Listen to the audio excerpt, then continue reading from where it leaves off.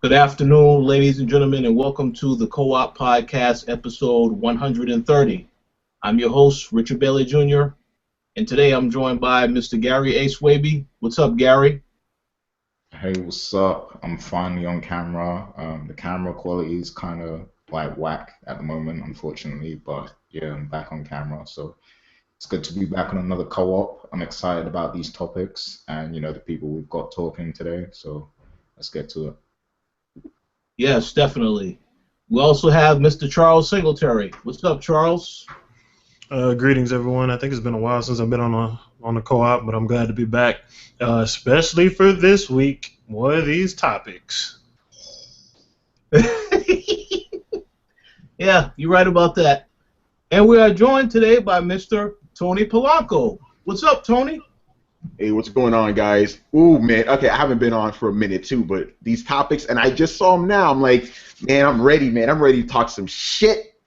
Let's do this. Yeah, definitely. Like I said, we got a lot to talk about. So I'm gonna keep this very brief. What have you guys been playing? How about you go first, Tony? You know, it's funny. About a year ago, I was on the co-op, right? And you asked me this question, and I'm gonna give you the same answer. Uh-oh. I've been playing with my dick, and I'm gaming on nothing. I've been playing shit. The last thing I played was like Game of Thrones for a review. Like, that's it. There's nothing out right now. But it's all good because I'm catching up on other things, so I'm not too worried about that. I'm ready for that Metal Gear, man. That's what I'm waiting for, you know? Yes, but it's about to change. In about 2 weeks, there will be a lot of stuff that'll be dropping, so that's all right.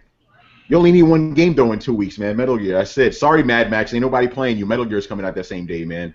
You're right about this. I still don't know what they're thinking about that, but we'll find out. Yeah, Metal Gear. Everybody here is getting that, I'm sure.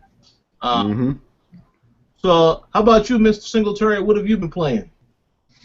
A little bit of this, a little bit of that. Mainly, I have been playing Pillars of Eternity, and I'm trying to finish it before Metal Gear comes out, because when Metal Gear comes out, that is a wrap. But go ahead and come back to me in a second. Okay. How about you, Mr. Gary? The only thing I played is, guess what? I know you can guess it. Let me take a guess. Destiny. Yeah, exactly. That's all I've been playing all week. That's the only game right now. It's so addictive, man. Like, because I'm trying to level up my other characters as well. So like, I've got one level 33 hunter. I've got 33 hunter, 32 titan, and level 28 warlock. So I'm trying to get them all over level 30. So then I can pick and choose which one I want to use. And I recently just done the raid for the first time as well, the Vault of Glass raid, which was fun. So I urge everyone to get back into Destiny, man, because Taken King as well. I think that's going to be like it's going to be a big change, and it's going to make the game a lot more fun as well. I mean, I know it's a lot of new content on there, so people who haven't played in a long time and didn't get the first 2 expansions, they might feel like there's too much stuff to catch up with, but still, it's a fun game regardless, and even catching up can be fun as well. And I don't feel like I have to like grind for resources like I used to. Like, around the time the game came out, you used to have to do things like shoot into a cave, like to try and find all the good equipment and stuff like that. I don't feel like I need to do that as much anymore. It's just playing missions, raids, Crucible. It's a lot more fun now, I think. So yeah, people need to stop sleeping on Destiny, man. It's dope. Oh yeah. Well, you'll be happy to know that I actually pre-ordered the Taken King yesterday, so I will have the game again. I'm proud of you, man. Yeah, because I was impressed with the trailer that I saw at E3 for Taken King. But I will say this right now: if I am disappointed, I definitely will have something to say for you and Mr. Charles as well, because I know you guys say, yeah, Destiny is still the bomb. Well, that Taken King better deliver. So, remember I said this. To today's date, what is it, the 17th? Yeah, remember I said that. Yeah, I got a quick thing to say about Destiny, because that was one of those games where I was hooked for like a month and a half. Like, I couldn't stop. It was like crack. It's like, give me that Destiny, son. And then I just like fell off, and I played Taken King at E3. I wrote a write-up about it. It's cool, but at the same time, I don't know, man. I don't know if it's enough to get me back in there. So we'll have to see if this thing does something really special, because I don't know, Destiny, like I said, Destiny's an interesting game because it's really good, solid mechanics, but at the same time, doesn't have the story stuff in there to really keep you going. You know, it's like I see dudes playing Destiny still for like a year later. I'm like, that's interesting. It's like, there's other things to play, right? But I don't know. Maybe that's just me. I'm weird like that, but we'll see. I mean, that Taken King, I hope they bring more narrative to it. Maybe that'll get me back in there, like a real reason to actually keep playing. Yeah. Well, hey, I'm in the same boat as you, but like you said earlier, Metal Gear is the game that everybody will be playing. So, and this comes out the same month, so yes, it's a wrap. Yeah, we'll see what happens. Charles, you had one other thing to say? I pretty much already said that I'm trying to finish Pillars before getting Metal Gear Solid. Once I get Metal Gear Solid, all other gaming will stop completely. But you know what? Mad Max does look pretty cool to me. Yeah, I agree with you. I may get that because there's nothing pressing me to get it very soon. So that might be something that I get on discount, a little bit later on. Yeah. I know it'll go on sale for like $20 or $30. And I was actually very tempted to grab Lords of the Fallen today because it is on sale for $20 at Best Buy. I'm still contemplating that one because I've heard good things. So we'll see. Cool. That's cool. So as for me, what I've been playing, actually, I haven't been playing too many games. I did try out the Xbox 360, backwards compatibility on the Xbox One. I've been playing a little bit of Shadow Complex and the original Gears of War. And I would just like to say this right now. I'm surprised that it actually works. The backwards compatibility works without a hitch. So I look forward to seeing what other games they eventually bring to that program. Yeah, just like it's an emulator almost, the way that the game loads up. You see an Xbox 360 screen and then it goes right into the game. But it's pretty flawless, I would say, thus far. But we'll see. I didn't notice any performance issues, nothing like that. It's like I was playing on my 360. So good job on that, Microsoft. Other stuff, not so much, but it did pretty good. So as we said earlier, there's quite a bit of topics that we definitely want to talk about this week. So I'm just going to jump right into them.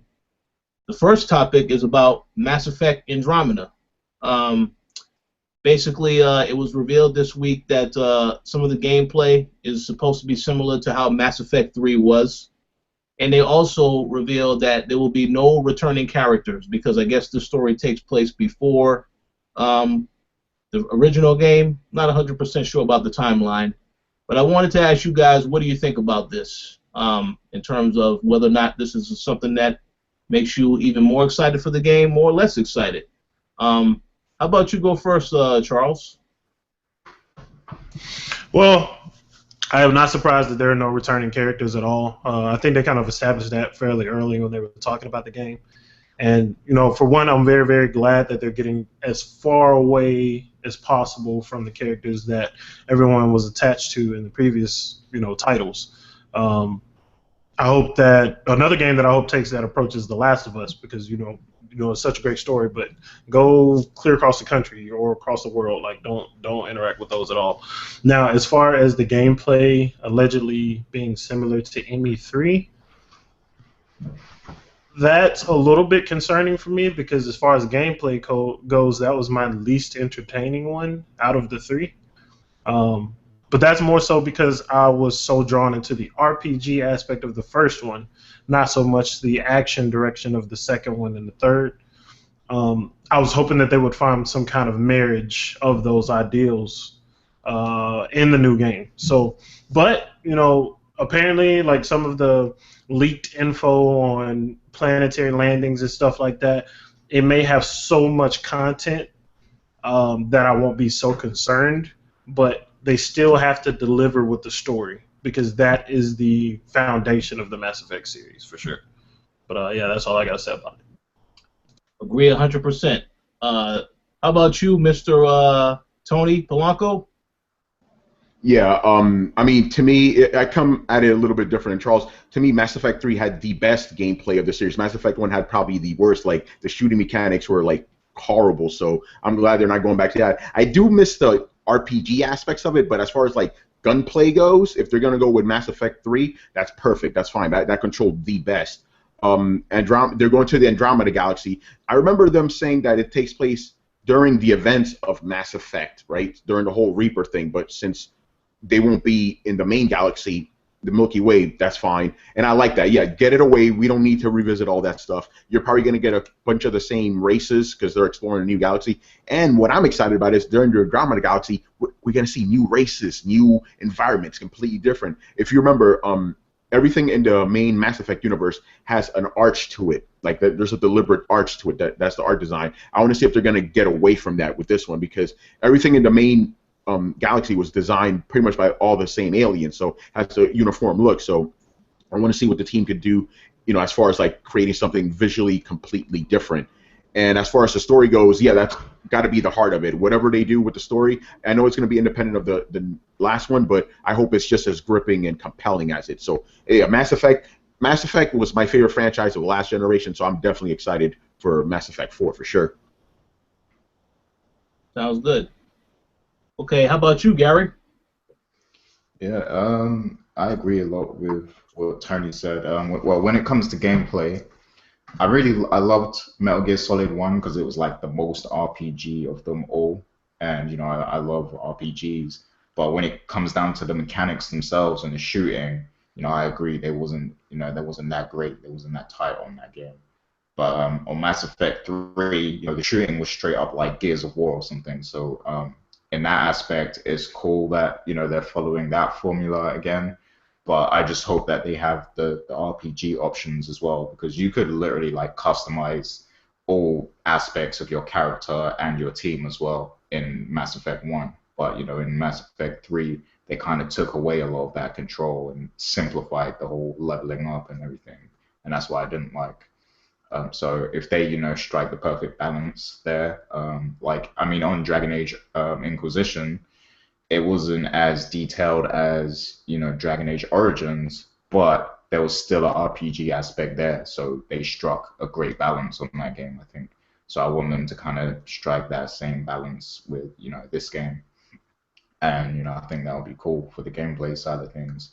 For the story, I understand what they're trying to do and why there's no returning characters, but at least give us some Easter eggs or something that, reference what happened in the old games. I know it's like a completely new galaxy or whatever, but, some Easter eggs would be cool just so that, people can see that what happened before has some sort of impact on what happened, in this new place.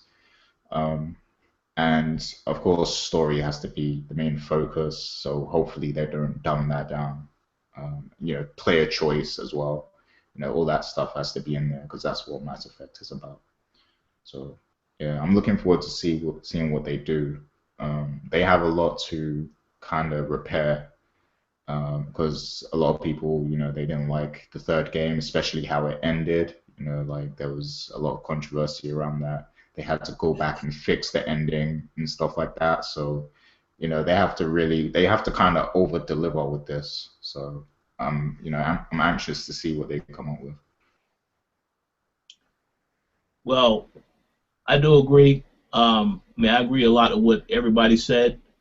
I think we can all agree that story is the most important element of the game, which I know BioWare will deliver with that.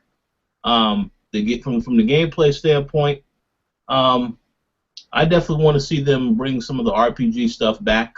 I'm okay with the Mass Effect 3 gameplay mention, but I don't want it to be way too action oriented. I do want the RPG stuff in there because again, that adds another level to it.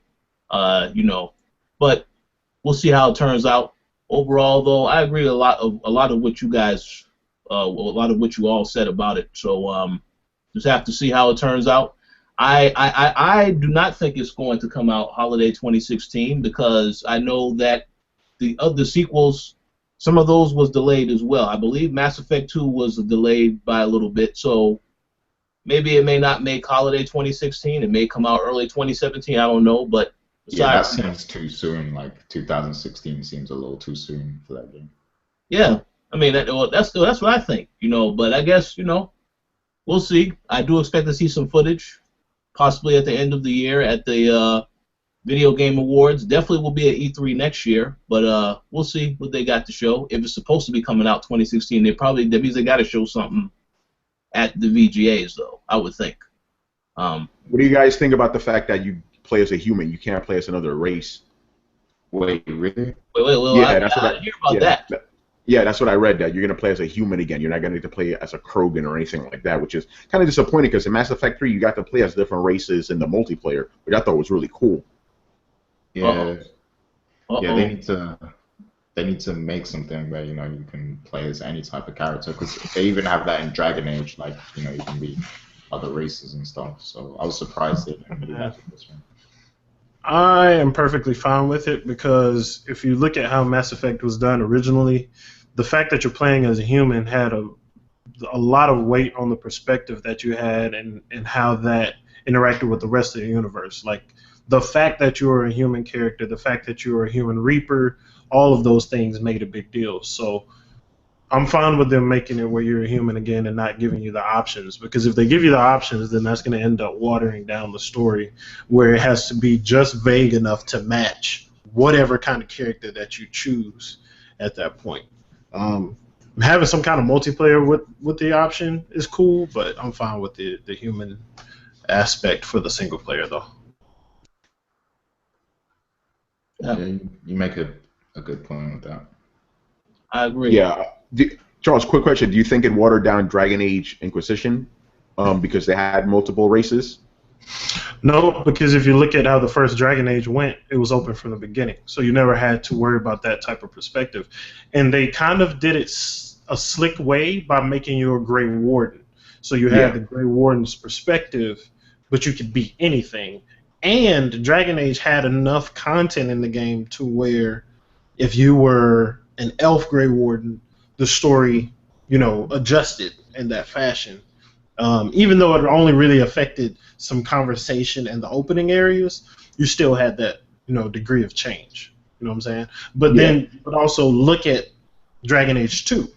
They couldn't do that because they had a set story they wanted to tell. You know what I'm saying? So I don't know. It's you think that with all the time that they have now and the technology, they could do it.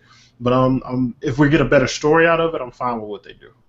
I mean, the thing is, though, like, we already had 3 games of just being a human. So, I mean, now would have been a great time to kind of expand on that and let us play from new perspectives and stuff.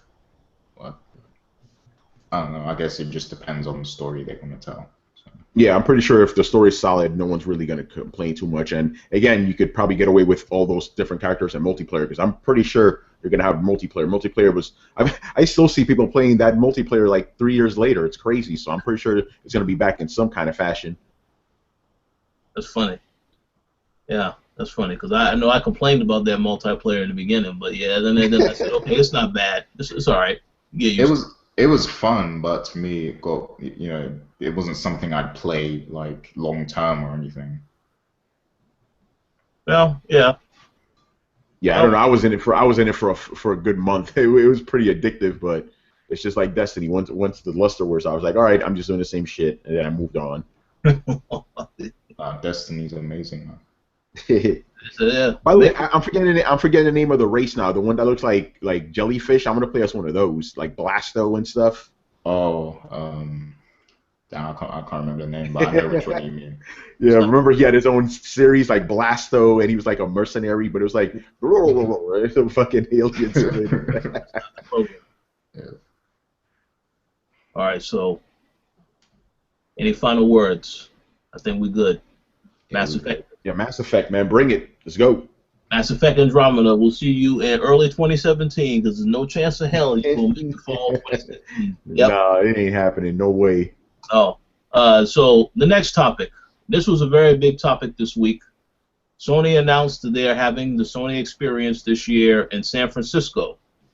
be taking place between December 5th and 6th, which is actually on the weekend. And they're also going to host the Capcom Cup, which I believe is a tournament in which people will be able to play. Is it Street Fighter V? But I don't know what other games, but play for money. So I wanted to ask you guys, what did you think about this announcement? Because we knew that it was going to come sooner or later. Surprised that it's in San Francisco instead of Las Vegas, which I like San Francisco better. So I have no complaints with that, but what do you guys think about this event? How about you go first this time, Tony? I want to know if they're going to invite Coalition. That's what I want to know. oh yes. Well, hey, listen, we have already started that process, so yes, I would hope so. I would definitely. Yeah, but I mean, like, okay, it's cool. Like, you know, if you're not going to San Francisco, it's kind of like a moot point. But yeah, I want to see what games they're going to be announcing, because last year they had their presentation. It was pretty good. Like, everybody went crazy except for the Xbox fans. They didn't like it, but they never do. But the Street Fighter thing I'm excited about. Hopefully they get their Street Fighter working, you know, because we can't get it to work for some reason. But yeah, I don't really have much more to say about that. I guess we'll just have to see, you know, what they're going to be showing there. I mean, San Francisco, Las Vegas, it doesn't matter if you don't live in those places where they're going to be, you know, hosting this thing, you know, if you live outside of it. A quick question before I move on with the others. Did they stream this event last year? I don't remember if they did.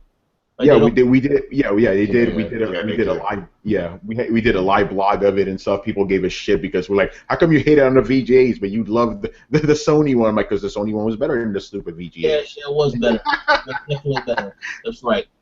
Hey, that's when we got to learn about Final Fantasy VII, man. Yeah, the bigger. You know what? So on that note, how about you go next, Charles? Look at Charles, man. Hey, Charles, we got an awesome editorial out of Charles because of that, though, man. I'm not gonna talk on that anymore, man. I wasn't at the event in Vegas, but I feel like moving the event to San Francisco is better. Mm-hmm. Vegas, because this is a fans thing, and not all of their fans are Vegas or interested in the Vegas atmosphere. That's a good point. So this, I think, is more a wider range of gamers can be interested and you know, may find, because when you say, all right, PlayStation Experience, everybody's like, yay, and then like you say it's in Vegas, half of that list gets cut off. Mm-hmm. Just because it's in Vegas. Like, no, it doesn't even matter if it was like off the strip or anything. It's Vegas, and that's the first thing to think about. So for it to be in San Francisco, I think they'll have a better turnout. I hope with that better turnout that they bring more and more content to the table. I almost made that Microsoft versus Sony, but I'm not going to do that because it's going to happen in the comments anyway. I'll just say that I'm excited and I'm going to go. Simple as that. That's what's up. Sounds good. So how about you, Gary? I had a question. So is I know San Francisco is like the northern part of the West Coast or whatever, but yeah. Like, so is that like further? So I thought that was further than like every other city than Vegas was. Like I thought Vegas was probably easier to get to or something from most places, but I don't know. I'm not sure. I'm not sure how it works. So, like, is this more of a central place for people to get to than Vegas was? I mean, Vegas is more closer to the center of the country than San Francisco. That's right all the way at the other end of it. That's what I thought. I thought, like, San Francisco would be, like, harder for people to get to or something, or longer. I think that, you know, you have to think about the fact that most of the industry is in California, so yeah. That's why they made that decision, I think, because it makes more sense. If it's in Vegas, there's a lot of stuff that's going on in Vegas at the same time, a lot of shows, entertainers, all this other stuff. So it's a bit of a distraction for all the other things that are going on there. But you come in there specifically for this event, that's probably makes a little bit more sense than having it in Vegas. Yeah, it was probably a nightmare in Vegas, actually. Yeah. Yeah, I can see that. Yeah, it actually does make more sense in San Francisco because that's where like gaming really is. Mm-hmm. That in Los Angeles. That's right. Yeah, I know it's like a big tech area as well because Yeah. Silicon Valley is near there. So, but yeah, I mean, I hope it's a great show. I'm sure it will be a lot better than last year even. Um, they've had like a whole year to plan for it, and you know, I'm sure they're gonna show some crazy stuff there. And this Capcom Cup thing, what are they actually gonna play there? Because like whatever they play, is it actually gonna work? Like, Oh, are they gonna be able to decide who wins? Like, is it gonna glitch in the last match or something? I mean, I didn't see all the details. I think this obviously will be Street Fighter 5. I mean, the thing about the event is that it said specifically you will be able to see and play titles that are coming out next year. So I would have to believe it has to do with Street Fighter to some degree, although the game is not Ultra Street Fighter. That won't be on there. That shit is so hell fucking. no. Ultra Street, hell no. That ain't what I'm talking about. You know, Street Fighter 5. Oh, okay. So they have a working version of it. Well, yeah, hopefully by then. Like, don't go online with Street Fighter 5, man. Yeah. By then it has to work because you know it's only gonna be a couple months later that it'll be out, so it will have to work because that's December. Game is supposed to be coming out, I think, in March. So, yeah. Oh yeah. So yeah, they should have a version of it running by then. It should, at that point, they should basically be just polishing and making sure everything else is fine. All the main stuff should be completed, but we'll see. Yeah, I have some advice to if they're gonna do like a little tournament. If you win a round, don't stand up and cheer. Stay your ass sit. Wait for the whole thing to finish, all right? Because you don't want what happened at Evo to happen again. I think everybody that watched that learned that lesson real quick. Yeah, That was classic. That was classic. Yeah. Well, we'll see.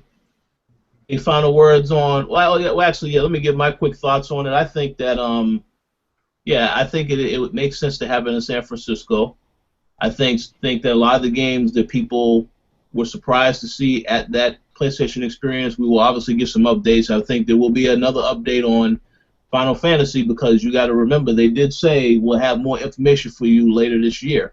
So Yeah. I would think that's when you're going to hear more about Final Fantasy VII Remake, as well as other stuff, other surprises, because a lot of other studios still haven't revealed what they're working on. So yeah, that's what we'll probably see at that show. Maybe we'll get a release date for Horizon, but maybe that's pushing it. They'll probably save that for E3. I don't know, but yeah, it's going to be a good show. We definitely will be there in some capacity.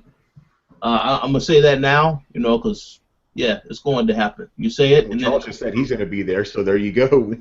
wait, who? Charles? Yeah. Yeah, there you go. We're in it. We're in it then. Yeah, we're in it. San Francisco. I love San Francisco, so I'll definitely find a way to get there. So, yeah. Yeah, I'm thinking as well, like strategy-wise, it's a great time to have a show in December because, like, you know, I mean, we know their first-party lineup isn't that strong, you know, this fall, but like, you know, in December they can be like, okay, so you guys, you've got Halo out of your system, you've got Tomb Raider, all that stuff out of your system. Now this is what we got for you now. So that, you know, that's going to be Sony's whole approach in December. So that's a good move for them. Yeah, that's a good point. But okay, it's funny you say that because I'm gonna save that for the next topic. But yeah, they could definitely say that. It's gonna be interesting. Yeah, we'll have all the attention for December, and yeah, the 2016 lineup looks great so far. So looks fantastic actually. So we'll see what happens. But let's move on to the next topic because you know, I do have something to say about this one. So, you know, this is actually it's two parts to this because another part was revealed earlier today. But let's start with the beginning. Star Wars Battlefront. You know, I believe that DICE confirmed. Well, no, Peter Moore confirmed this in an interview. He said that they decided to omit the single-player campaign because they figured that nobody would want to play it. They said they did this because people wasn't playing Battlefield single-player. So, first and foremost, do you guys agree or disagree with this particular answer and why? How about you go first this time, Gary, since you are, you know, someone who loves Battlefield, probably possibly more than anyone else? on this show right now. I'm not sure. Maybe Charles loves it just as much. But why don't you tell us? Okay, yeah. So it's you, Gary. So go ahead. Tell us what do you. No, I'm saying he doesn't like it more than I do, homie. Oh. I like it. I like it more than everybody. Uh-oh. Combined. But yeah, I don't know if you guys agree, but I agree with the statement. Like, because Battlefield 4, I didn't even complete the single player campaign, but I put like hours into that game. Like Battlefield 3 as well. I put hours into those games just on the multiplayer. So, you know, if Battlefront's going to be anything like those games, I completely agree. They don't even need a single player. People are going to buy it because it's Star Wars anyway, and you know, because it's an addictive multiplayer. You know, you've got all the different modes and everything. Like, you know, it's going to be like the new Call of Duty, basically. Like everybody's going to be playing that. Plus, the movie's going to be coming out, so they don't need a single player campaign. And plus, they're creating a Star Wars game that's going to be story driven anyway. You know, so people who do want a story driven Star Wars experience, there's one coming for you soon. You know, they're working on it. Yeah, so, next year. That's when you say as in soon. Yeah, next year, exactly. You get it right. Okay. Year, so, I mean, I don't see any issues with this personally. Okay, so how about you, Charles? So, with a lot of these different companies and us being consumers, it's really easy for us to jump down these companies' throats when they overcharge us for these DLC things that are basically bullshit. We're overpaying for like skins and stuff, and not full expansions to the experience. Yeah, they're charging like $20-$30 and stuff for season passes and all that, and $40 even for season passes. Mm-hmm. I don't get why we're not making it an issue that even though they're taking out the single player, the price of the game does not change, because we were getting it before. We had it, you know, we was paying $60 for this stuff, and whether like. I want to know the analytics on this whole people not playing the single player. Like, we all know that the single player is just a very small portion of these first-person shooters, and the multiplayer is going to be the thing that sustains. But just to eliminate the single player based on the fact that, oh, people aren't playing this for the long term. No shit, they're not playing it for the long term. That's what the multiplayer is there for in the first place. Maybe if you put more effort into your single player campaign and made it more dynamic and interesting, as opposed to like 4 levels of wave shooting, maybe people would be more interested in it. But if you're going to drop the single player completely and it's just multiplayer, meaning like you barely have to do any scripted AI, but I know that they have some kind of NPCs and bots in the multiplayer, but that takes out a large portion of the production for the game, then why isn't the game like $40 or even just $50? Like, why aren't we making a big deal out of that? Yeah, you know what? I agree with that because, like, see, one of the things with Battlefield is I always buy premium, and when I buy premium, I don't have to worry about all the DLC, all the extra content. That's because I already got it basically. Right. So I think what they should do is sell the base game at a markdown, you know, a lower price. And then, you know, the 60 should be for the game plus the premium or whatever, something like that. Hasn't that been done before with a couple games? I think Starhawk did it, where you could get the multiplayer and you get the single player separately. But I think another game did it too. I can't remember what it was. Give people the option. To answer your question, why don't they sell it for less? Because they want your money, and they know people are willing to spend $60 for it. And there's also that gamer stupid mentality of like, oh, it's not $60, it must not be good, which is a ridiculous like mind process. But yeah, it's just Star Wars. They know people are gonna pay full price. They're not gonna bring down the price at all. That's why they're doing that. But my other question was also, why aren't we making a bigger deal out of it too? That again, because gamers have that mentality of like, hey, you know, if it's cheaper, it's got to be worse quality, which is insane. But yeah, that I don't know. You think it might be because we're just used to it? We're just used to paying $60, so no one's gonna put up an uproar because it's not costing you more than a normal game. You know, even though it is missing the single player. Maybe that's what it is. Maybe people are just complacent. Like, fuck it, I want my Star Wars. I don't care. Could be that.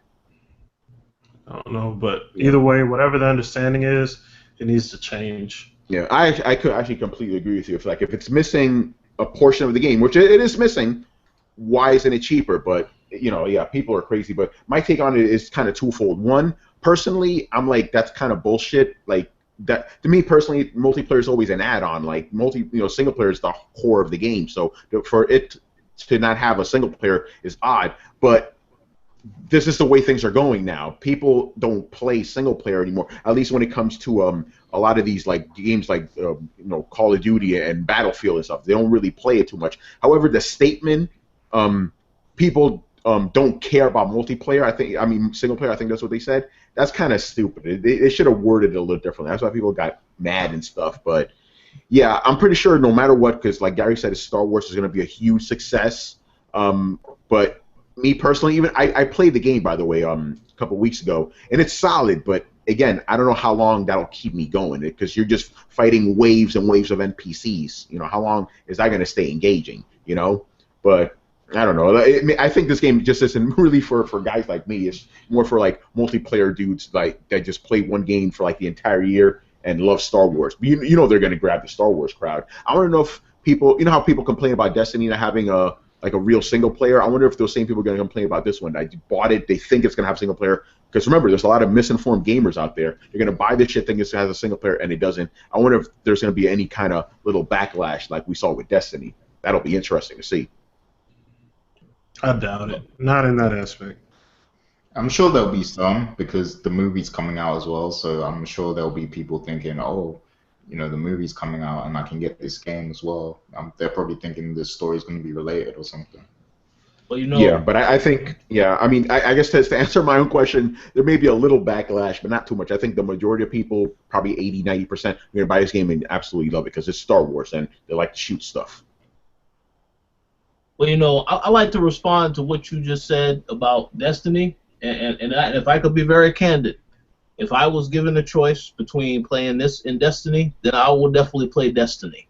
Because I'm not saying the game is going to be bad, but after having reviewed a little game called Evolve, which is only multiplayer, another game, Titanfall, which I also reviewed, which is only multiplayer, they have this little thing in there where it makes you believe it's a story, but no, you just play a multiplayer, with a result that makes no sense afterward. Because after you finished and completed the so-called campaign, the ending makes no sense. Makes no kind of sense. It's not coherent.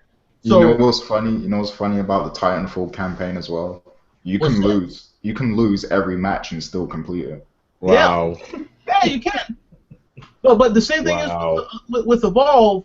It's about the monsters versus the hunters. So and it's like basically five missions, right?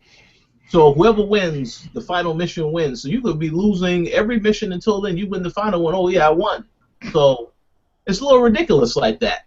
But yeah, I just think that I'm not a fan of that particular of them making games that are just multiplayer and having it $60. So I agree with what Charles said about the price specifically, because to me that's not really it's not the same level of. Take for example Metal Gear.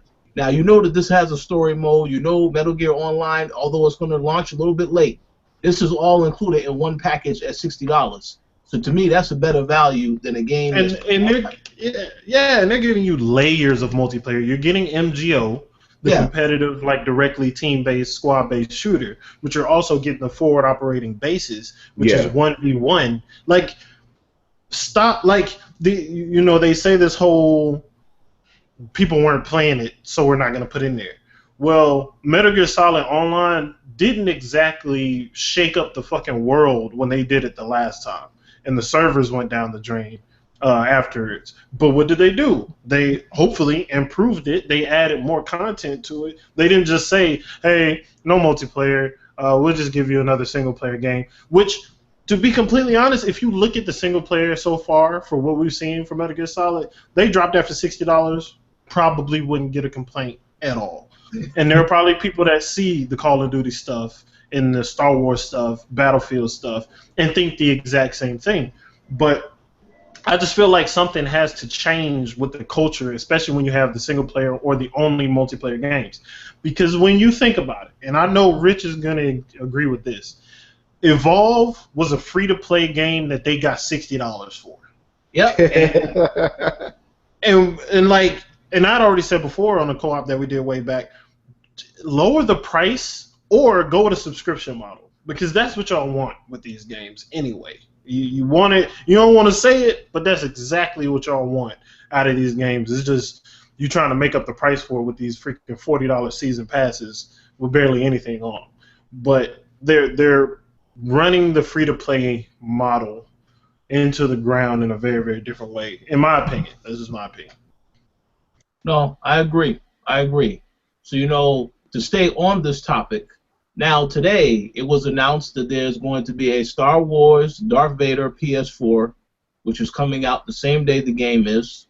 It actually includes the game, and I believe they said four older Star Wars games that are now compatible with the PlayStation 4. But they also have a Disney Infinity 3.0 bundle that you have an option between that and that bundle. So as soon as this announcement was made, a lot of people was hitting me up saying, "Oh, so this guarantees that PlayStation is going to definitely rule the holiday season because of this bundle." So I'd like to ask you guys the question: what do you think this bundle is going to do for Sony? Whether it's going to make a huge impact. How about you go first, Gary? Yeah, I didn't get a chance to actually see the PS4 yet. I'm gonna look it up while we're on the show. Oh, This news is incredible. Like it's a great move by Sony to secure that, because there's all sorts of Star Wars collectors, and I'm sure they're gonna pick that up. And yeah, man, yeah, that's it. But I'm gonna look up the thing. And then oh yeah, when you see it, you'll have even more to say. How about you, Tony? I know you saw it. Yeah, I got a quick question before I even go on. Wasn't this already announced beforehand? Like, we just got pictures now, right? Like, I thought this was already known. We knew that there was a partnership. We just didn't know that there was a console. I got you. Okay, so I just jumped the gun and just assumed there's going to be a console because that's the obvious thing. All right, so yeah, here's the thing. Let's just keep it real now. Sony doesn't really have any huge exclusive games. They have exclusive games coming out, but they're more Japanese games, right? Those aren't going to be like Persona, exactly, and what's in Dragon Quest? That's coming to PS4 only. And there's a couple games coming out only for PS4 this holiday season, but they're not huge sellers. This right here, this is the shit that's going to make them competitive with Halo. And say what you want, trust me. The movie's coming out in December. People love Star Wars. Star Wars is bigger than it's been in years. This console looks fucking dope. Sony, if they don't at least match Microsoft in November, I'm gonna be surprised. Actually, you know what? I said this on. I said this on Throwdown. I'm gonna say it on Co-op. Read my lips. I believe Sony will actually end up winning the holiday console award this season. I said it. And shit like this, I think that's going to be a big thing. I know you disagree, Charles, but I'm throwing it out there, even if I'm. Oh wait, you don't know. You don't know that yet. I saw your head shaking, bro. I saw your head shaking. That's why. You don't know what that head shake was for yet, man. All right, now I'm curious to hear. Okay, we'll hear what you got to say. Anyway, so yeah, this thing right here, huge deal. I know there's gonna be some Xbox guys downplaying the whole shit. Like, oh, it's not gonna be nothing. It's just a bundle. Yeah, for fucking Star Wars, this is huge, people. You cannot underestimate this. And going back to what we were talking about before, you tie this shit in with Destiny, with the Taken King, that bundle, forget it. Dude, Sony is gonna they're gonna be big this fall. They're not fucking around. And Metal Gear as well. They don't have a bundle for that, which is, I know it's getting my podcast mate Emilio Lopez very angry about that they don't have a bundle, but they do have it in Japan. Yeah, in Japan and Europe, they have it everywhere. Hurt my feelings. Yeah, they have it everywhere outside of America. But people are going to be buying PS4s for Metal Gear because that's always been a long associated title with PlayStation. You got the Taken King, and you got this monster. Oh, and we didn't even mention the Call of Duty shit. Come on, man! Sony is going to crush. Yeah, come on, man. So I said it right now. Sony's going to win this holiday. I said it. And this shit is going to help. That's my thoughts.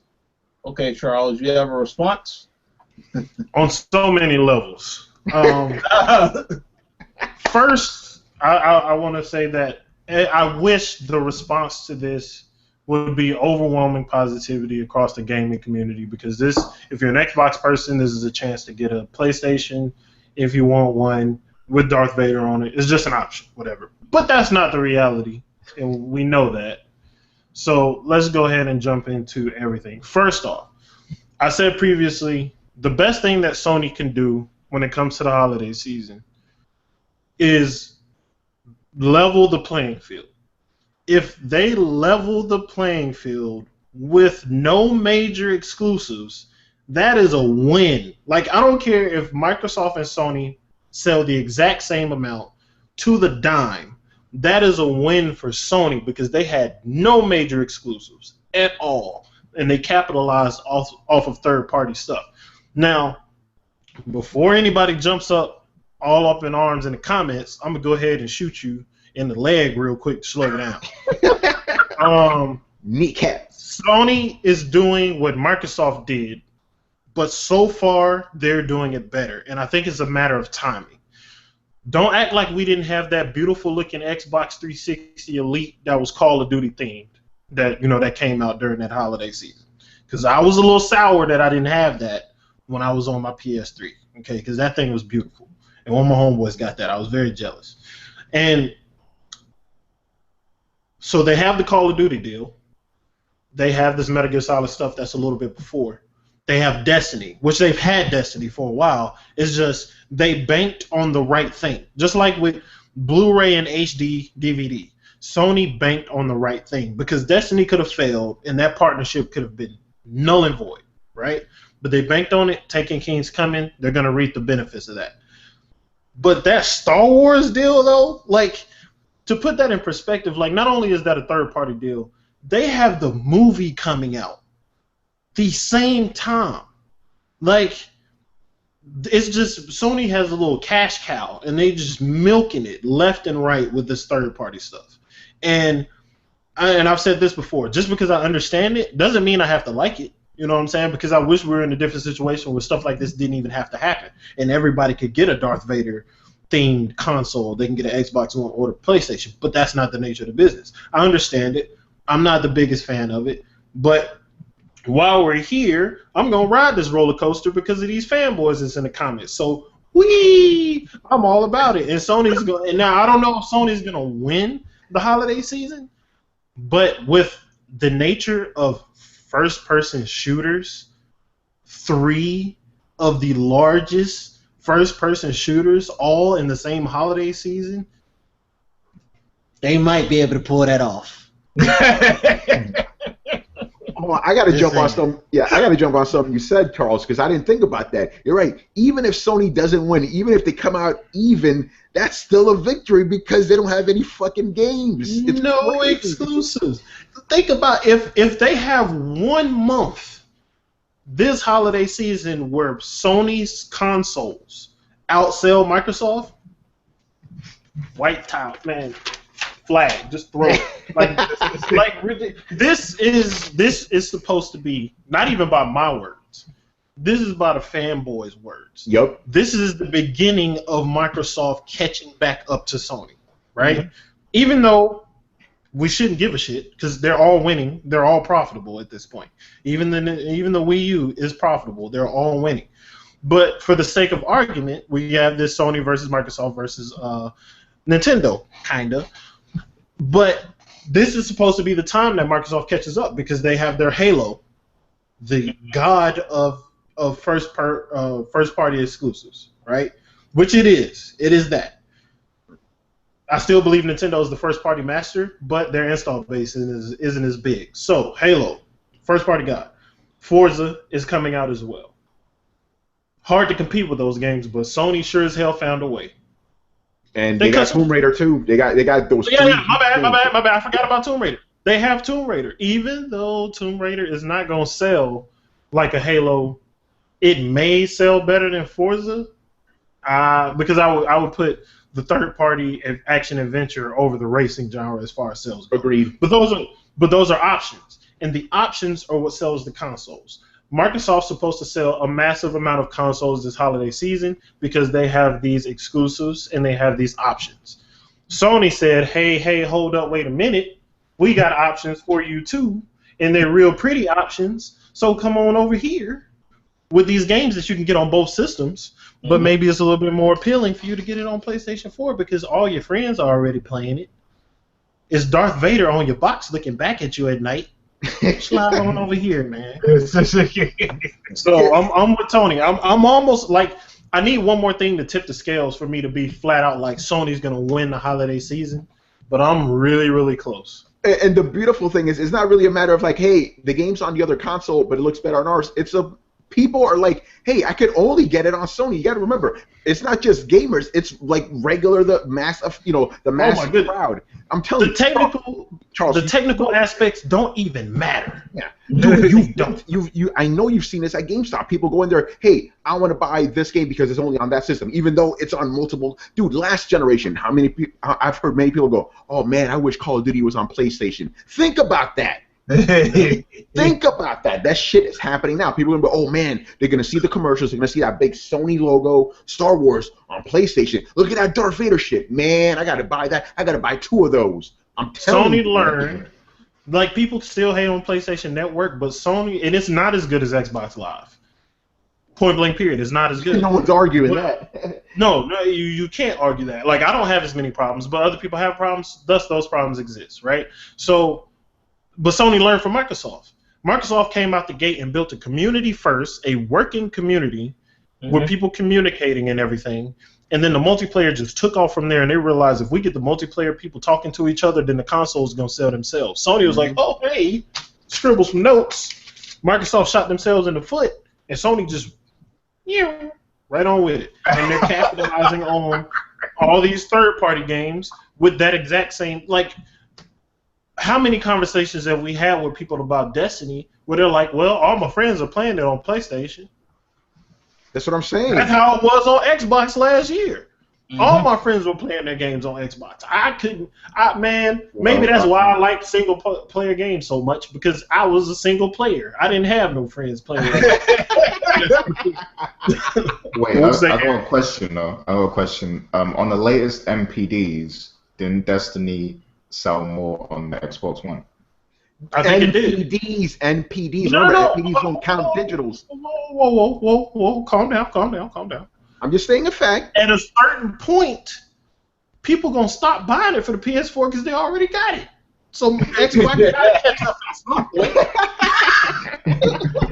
Like, I mean, because you can talk about the consoles and not being counted by the NPDs and everything, but man, when you log on and play online on Destiny, or you go to the website and you look at your friends and stuff on there, where are they mostly playing Destiny? They're mostly playing it on PlayStation 4. Actually, they're mostly playing it on Sony consoles, PS3 and PS4. So they capitalize. Yeah, I mean, just to add to that, I agree with the majority of what all of you have been saying. And there's going to be people that buy a console and don't even use it. Like, they'll just buy it. Exactly. Yep. Like, one of them follows this site, Icon. Icon's probably going to buy, he's probably going to buy the Darth Vader. He's going to import the Japanese Metal Gear Solid one. And the Destiny one. And the Destiny one. And get a customized Final Fantasy VII / Shenmue one and not play not one of them. Yo, Icon, how many PS4s do you have, man? Shit. I think last time we talked, the tally was at 4. Wow. True gamer. Yeah. Man, but the thing is, he will buy anything. Like, he supports it, he buys it. I wish we had more people that did that and shut up and played their games versus coming in talking about some dynamic weather and slowdown and frame rate. When the game that they champion don't even have dynamic weather, it got day and night tracks and rain and not rain tracks. Shouts out to Forza 6. But moving on. Yo, I'm just waiting for that Final Fantasy PS4, man. I'm saving my money. Dude, yo, I saw the fake coming, pictures. son. I saw the fake pictures. They got to do it. If they don't do it, I'm going to get somebody to customize one for me because it's beautiful. Oh, no, they'll do it. They'll do it for either 15 or 7. They'll do it. Yeah, I don't really care too much about getting a customized 15 because we don't care about the characters yet. But 7, money, take it. I'll still get the 15 one regardless. You'll get anything Final Fantasy. We've established this, Gary. Remastered and all. Yep. So I like to make a real quick comment before I move on to the next topic.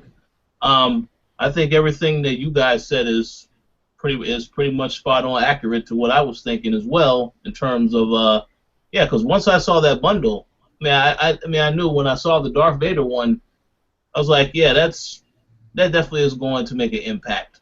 The Destiny one, I know you already said, but I have to say it again.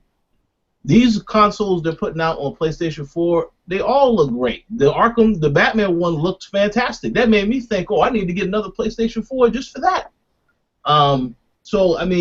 Then I saw the Destiny one. While I think that it would have been better for them to have the Metal Gear one, Destiny, that console is nice. I looked at that. That's nice. Excellent design. Yeah. And then of course now we got the Darth Vader one. So a lot of people do buy those consoles specifically, because they're nice to collect. I know, just like you said, Icon, he collects that stuff, so that's cool. So I think it's going to be a very interesting holiday season. Microsoft, I know that you guys already mentioned this on the Throwdown, that Phil Spencer made a comment where he says that he's not trying to be number one. He just wants to focus on putting out good games for the system. And I think that will help Microsoft in terms of getting more people interested in the console.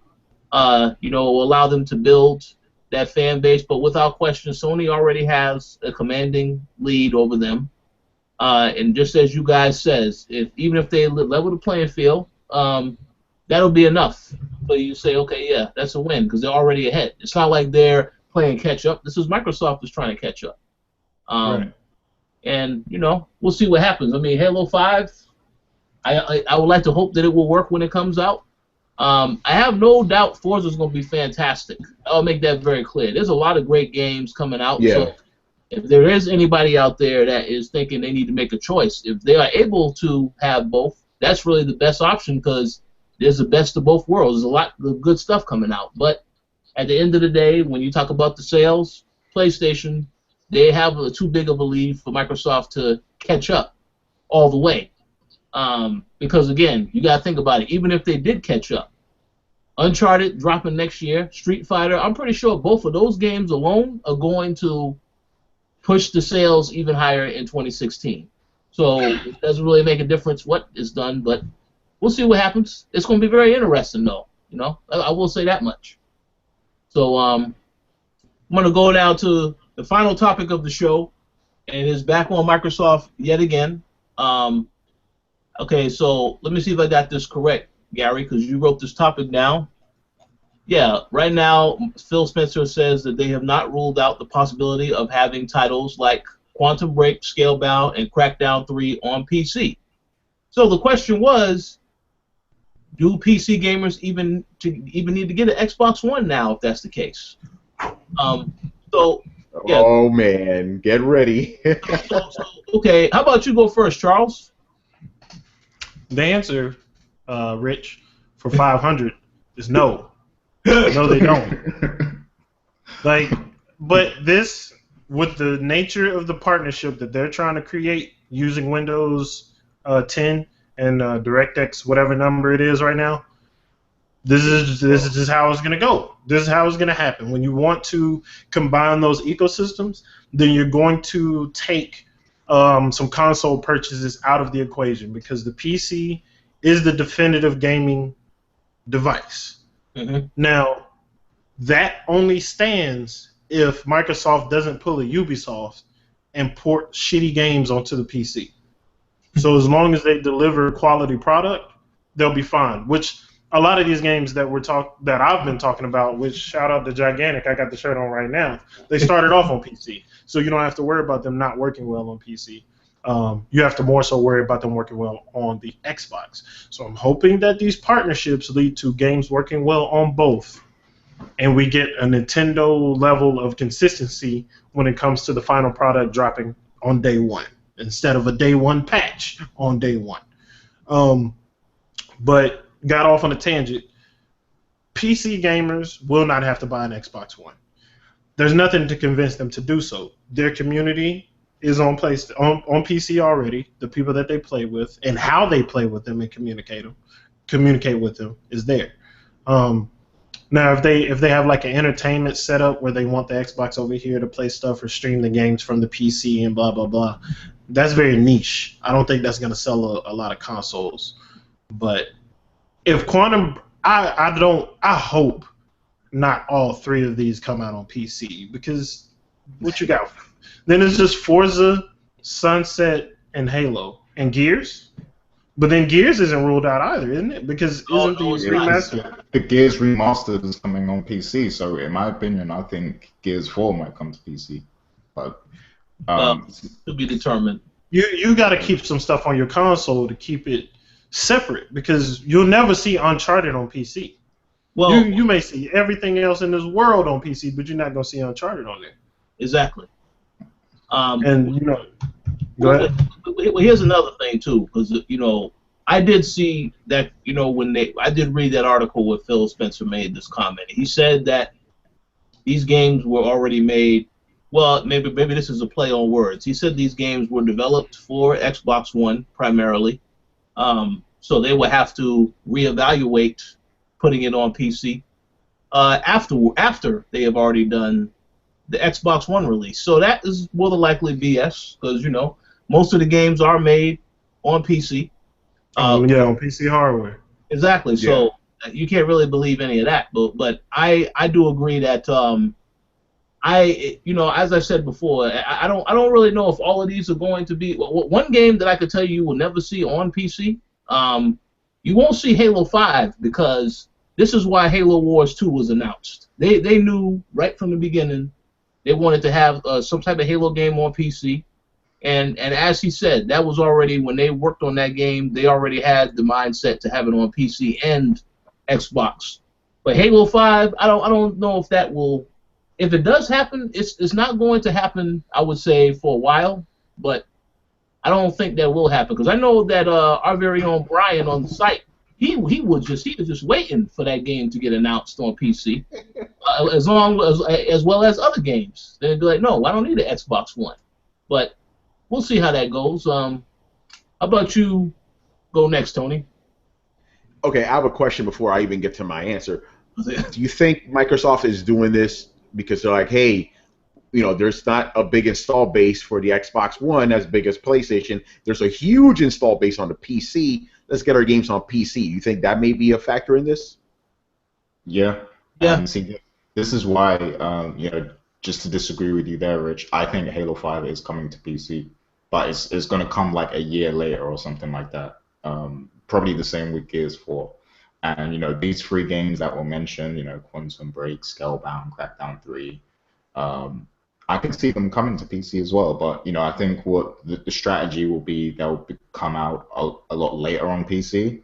But you got to think, like, this is business, and Microsoft is Microsoft, and that's like a whole nother revenue stream for them. So they can continue to make money off of these games, a year after it initially released on the Xbox One. So that way, they're still pleasing console gamers. Console gamers, there'll still be ones that pick up an Xbox One just for Halo. It's not going to stop that. And then, on the PC side of things, you'll get to grab those PC gamers that are already there, and make money from them. So that's a valid point. Yeah. So let me ask you a question. Let me ask you both a question. So now, does this mean no Xbox? Well, you don't have a PC, Tony. So what are you going to do? Well, in my case, the thing is, like, with some of these games, like, the only one that, like, kind of sort of interests me is maybe Crackdown 3. Like, Scalebound just looks like a Monster Hunter game. Quantum Break looked cool until I saw the footage that it just looked. I mean, don't get me wrong, it still looks cool, but it's like it looks a little bit more generic. It seemed like they went, hey guys, throw some third-person shooting in there. We can't have it be like the older, I'm just conspiracy theory stuff. But to answer the main question, no. If you're a PC gamer, why do you need an Xbox if all the big games are coming to it anyway? There's absolutely no reason to own an Xbox One at all. And to answer my other question, I think that's exactly what's going on. The Xbox isn't selling as well. I mean, they're selling well, obviously, but they're not selling as well as PS4. So they need to make up their losses by having it on PC. And PC gaming guys, they have so many games, they won't care if they have to wait a year. Although I'm gonna assume some of these are gonna maybe not take as long as a year, but yeah, you don't need an Xbox One. You don't need it all. If you're a PC gamer, absolutely no reason whatsoever. However, if you're a PC gamer, you do need a PS4 because, like Charles said, no Uncharted. You're not gonna get. Correct me if I'm wrong. Is Persona coming to PC? Is what? I don't think Persona. Persona's not coming out.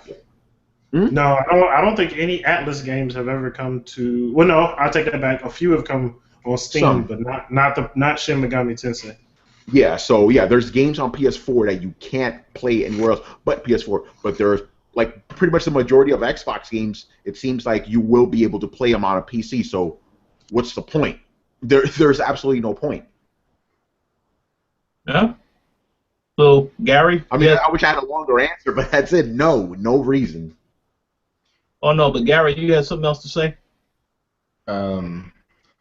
I kind of made my point already. I don't think I had anything else to say particularly. Well, I could elaborate on that and say why I don't have an Xbox One yet, and it's for reasons like this. Like even though I feel like Microsoft has a great first-party lineup and everything, and Quantum Break, Crackdown 3, these are games that interest me.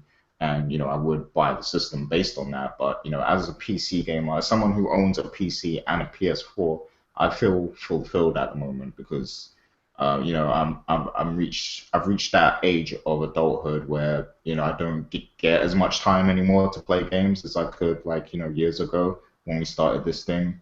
So for those two platforms I own already, there's already enough for me to play. I mean, even though PS4 doesn't have that much to play in terms of exclusives, but the third party is there.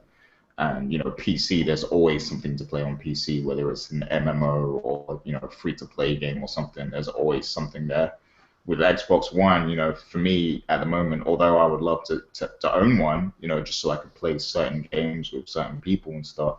I got to think about it as an adult and whether the investment makes sense. And although there are all these great games on the system that I'd love to play.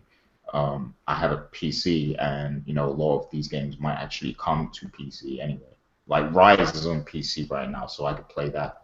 So it's it's worth the investment for me personally.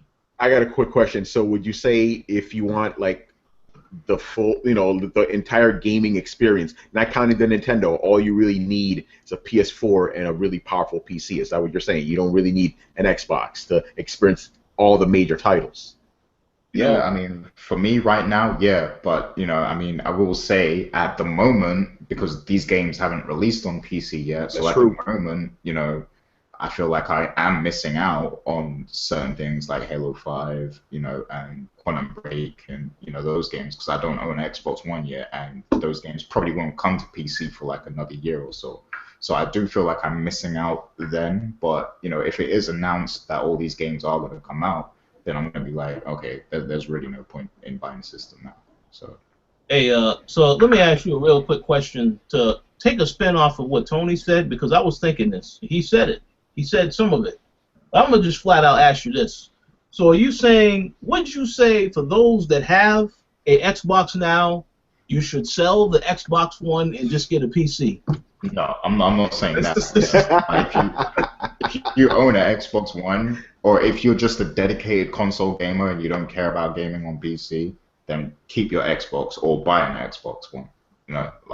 Those people, there's no reason not to buy the system if that's your preference, as a console gamer and everything. But as a PC gamer, if you have invested money into a gaming PC that can run, a lot of the games that are out, it kind of seems a little pointless. Like Charles said earlier, you can't play Uncharted on PC. You can't play Last of Us on PC, and all those Sony exclusives, you will never ever see them touch PC. So, in that regard, it's a bit like, well, if you are going to buy a console, why not get the one where you actually can't play the games anywhere else? And there's also Wii U, of course, because you won't see those games anywhere else. Yeah, at least not yet. Yeah. Not yet. for now, Yeah. the new system will be out maybe in about a year or so. Yeah, to answer your question, no. If you have an Xbox One, why would you sell it? Keep the console. That makes no sense unless you're gonna invest it to get a like a super PC or something. Nah, but even then, like if you have an Xbox One, like you already have friends on it, you already have a community Xbox. No, it makes no sense to sell it. Yeah. Okay, well, I had to ask that question because I feel like somebody would ask that question in the comment section. No, yeah. Well, I mean, the thing is, if you own a PC, be done. Yeah. Yeah, right. But if you own a PC and you have an Xbox One, maybe you could consider selling it. You might be like, yo, this thing's just collecting dust over here, man. In that case, yeah. I just want to shout out Damien and others, and please don't be mad at me for what I've said. Damien and others Inc. are going to come after you specifically, Gary, because you have completely turned the tide in this episode. This is the. I haven't turned. Gary's just getting realistic, man. They have completely turned in this episode. I'm just being realistic, like I still think Microsoft had the better lineup right now, even though Sony had a great showing at E3, I can't lie. But for this year, Microsoft has the best lineup hands down. Yeah, but they also... they have the best lineup, but what about them bundles, man? and it's also a proven fact that apparently the games do not sell as well as you would think, because Sunset Overdrive was a game that, did not sell well enough, at least not well enough for it to chart, so that's... It didn't even sell better than The Order, did it? I don't think so. I'm not sure. That's a good question. Wait, what didn't? Sunset Overdrive. And that is a shame. Yeah, because it's a fun game. It didn't sell more than The Order? If it didn't chart, then no, it didn't, because Order charted. Yeah, it did. Yeah, it did chart. I think I remember seeing the chart. Yeah, we'll have to go back and look at it. They may have sold very similar to each other. Yeah, but we'll have to see. We'll see. It's going to be a very interesting holiday season. That's all I got to say on all fronts. But that concludes this week's show. Do you guys have any final words, closing statements? How about you go first, Mr. Singletary? I'm down for versus whenever anybody feels like they can handle it. Anybody. That's for anybody. I will go up against anybody. Okay. If they feel that they can out debate me in something that I've said in this show. Okay, I'm going to remember that, and we are going to start. That has been dropped, people. And allow me to add on to that if we do have a versus, I will be in there, and I will have full control, unlike the last time we had a little conversation that took place. So let's be mindful of that. So, how about you, Tony? Any final words, closing statements? Yeah, I mean, Metal Gear. That's my closing statement. But actually, add on, this holiday is going to be very interesting. People thought it was going to go one way. Now we're seeing the tide shifting. It's going to be a heated battle, and I expect our comment section for all of our podcasts to blow up. So I will be watching with great interest what happens this holiday season, man. Ooh, it's going to be bloody, man. There's going to be people like, years from now during the, veterans of the console war regaling us with stories of 2015, Yeah. I'm going to remember that, the year that Sony's E3 show was just dominated headlines everywhere. That's what it's all about. This year's going to be good, man. I think we're going to get a lot of really. I'm, again, as I always say, I'm looking forward to those games that are under the radar. Some of them games like, oh shit, like Mad Max could be one of those games. It could be like, because right now Mad Max is cool, but we don't know how it's going to be. But it could be one of those under the radar games. But yeah, I think this is going to be a really good holiday season. I'll end it off with that. I really do hope that Mad Max ends up being good, but that is a bad decision for that game. Yeah. Same day as Metal Gear, and it's an open world game as well, so it makes no kind of sense. But yeah, we'll see.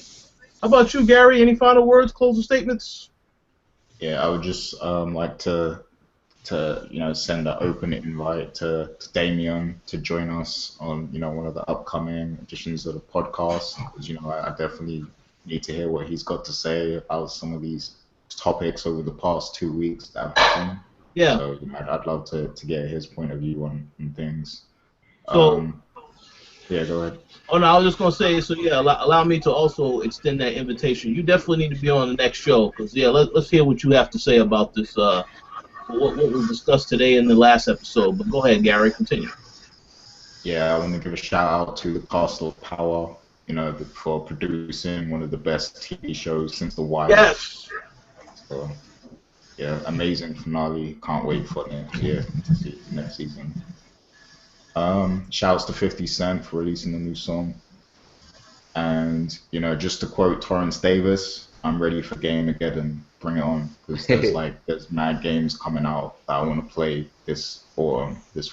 So, yeah, I probably won't even have time to play all of them. Like, I haven't even beat The Witcher 3 yet. I'm upset with myself for that. What about Batman? A lot of people haven't beaten that. A lot of people haven't beaten it. But what about Batman? You finished Batman, right?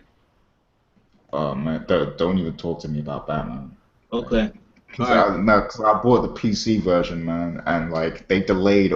I'm seeing people make videos where they've got like all these different Batman suits and stuff. They got the vintage Batman suit, they got the Batgirl DLC and all this stuff, and I can't even play any of it. So I just uninstalled the game, because by the time they fix the game on PC and start adding all this content to it, like I'm not gonna care anymore, because like Metal Gear's gonna be out. Fallout's going to be out, and all these other games. So like, I'm probably never going to go back to that game and play it. So I just uninstalled it. So I'm mad at that. I'm mad that I bought the PC. You know what the moral of the story to that one is? What's that? Next time, buy it on PlayStation 4. There you go. Well, that's one game I should have bought on PS4. Yeah. I'm hoping that Metal Gear Solid isn't messed up on PC. Well, you know what? For those brave souls that are going to make that decision to get it on PC, I really do hope. I really will pray for you guys that there are no issues. But I cannot trust that. This is why I probably will not get a PC for a while. We'll see how it goes. At least not for those titles, but we'll see. Yeah, I mean, it's nothing to do with the PC platform itself. It all comes down to the publisher and the developer, like, because sometimes they're very lazy, and, I'm sure they knew how messed up it was. They just didn't want to fix it, like, because they definitely knew. They definitely knew. Warner Brothers knew what time it was. Yeah. That's okay. You was done. I didn't mean to cut you off. You was finished? I think I'm done. Yeah. I'm done. All right, so I'd like to give a special thanks to all the fans that continue to support the site. We have some things coming up that some stuff that I can't really talk about just yet, but we have some stuff coming up next month. Because with Gamergate, all these games coming out, we're actually going to have a few giveaways. I'm not going to give any details yet, but perhaps the next show I'll say a little bit more about that. But just wanted to thank you all for continuing to support us, leaving comments. I know some of you guys prefer PlayStation, some of you prefer Xbox. It's totally fine to have these discussions, but quite honestly, as I have said on every show, you really should have everything if it is possible, because there's a lot of great games to play on all platforms. I say this, and I will tell you once again, I will not get a Wii U, but I have respect for Nintendo. But listen, I'm done with Wii U. Maybe the NX will turn me over, and I will have a different change of heart. But nah, son. But for you guys, maybe if you have it in your heart to, maybe you'll give Sony a chance, you give Xbox a chance. It's definitely worth it. It's a lot of great stuff. And last but certainly not least, as we always say, if you guys want to make a donation, you can click the I annotation in this video. Of course, this is not mandatory at all, because this show will always be free. This is if you want us to see, if you want us to build up the show, make it more high quality, do other things, we can do that. But totally optional. In no way is it mandatory. So once again, we thank you all for checking out the show this week. Stay tuned. We got some very exciting things coming, and just play games, have fun. No controversy. Peace. Peace out. Take care. All right, people.